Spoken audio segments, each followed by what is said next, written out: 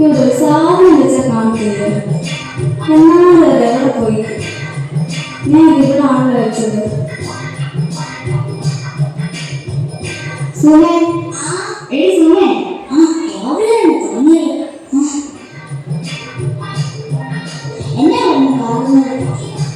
ഞാനിവിടെ വെച്ച പൈസ കിട്ടിയേ. നിങ്ങളെ വെച്ച ആർക്കാണ് എവിടെ വെച്ചെന്ന് രാവിലെ ബാക്കിയുള്ളവരൊന്നും നേരിട്ടില്ല. വേഗം ആരെടുത്തെന്ന് വെച്ചാൽ പൈസ ഇട്ട് തന്നേക്കണം.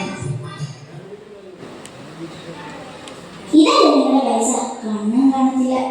കണ്ണു കാണാത്തതേ എനിക്കല്ല, എന്റെ കെട്ടിയനടുത്തിലുണ്ടല്ലോ എന്റെ മോൻ, അവനായിരുന്നു കാണാത്തത്. രാവിലെ തുടങ്ങിയാലുണ്ടല്ലോ. അതേടി, അവൻ ആയ കാലത്ത് കണ്ണു കാണാനെങ്കിലേ നിന്നെപ്പോലെ എടുത്ത് വീട്ടിൽ വരത്തില്ലായിരുന്നു.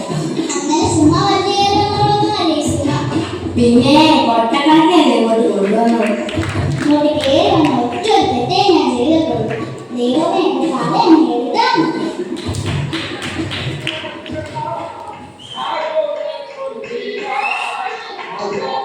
ഒന്ന് നിർത്തുന്നുണ്ടോ? കുറെ നേരമായി എന്റെ കൂടെ. ഒരു സുമ ഫോണൊക്കെ എന്നെ നിൽക്കുന്നില്ലേ?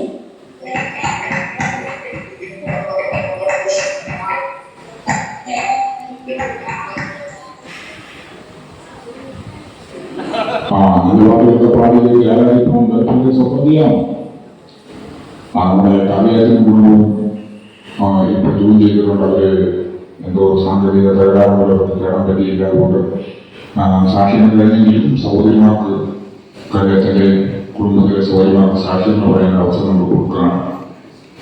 ദയവായിട്ട് പറഞ്ഞ സാക്ഷ്യം പറഞ്ഞാല് സുമസഹോദരി സാക്ഷ്യം പറഞ്ഞാല്. ഹലോ, കേൾക്കാവോ?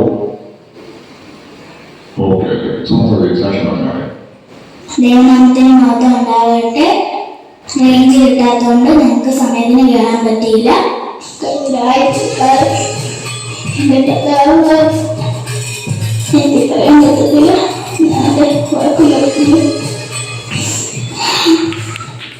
പ്രിയപ്പെട്ട സുമസഹോദരിയോട് ശ്രദ്ധിക്കുന്നു.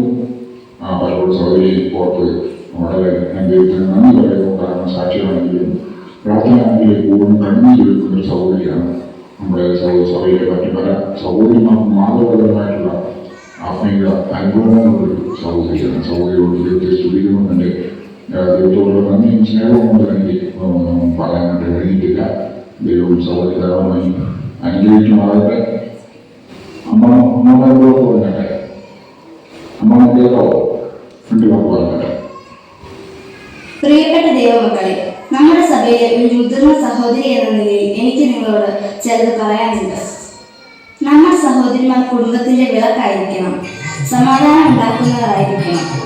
നമ്മുടെ വാക്കുകളും പ്രവൃത്തികളും എല്ലാം കൃപയോടുകൂടിയതായിരിക്കണം. നമ്മൾ നന്നായ കുടുംബം നന്നാകും, കുടുംബം നന്നായ സഭ നന്നാകും.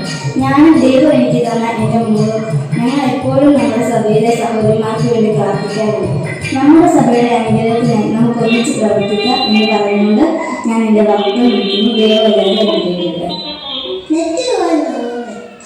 കട്ടായി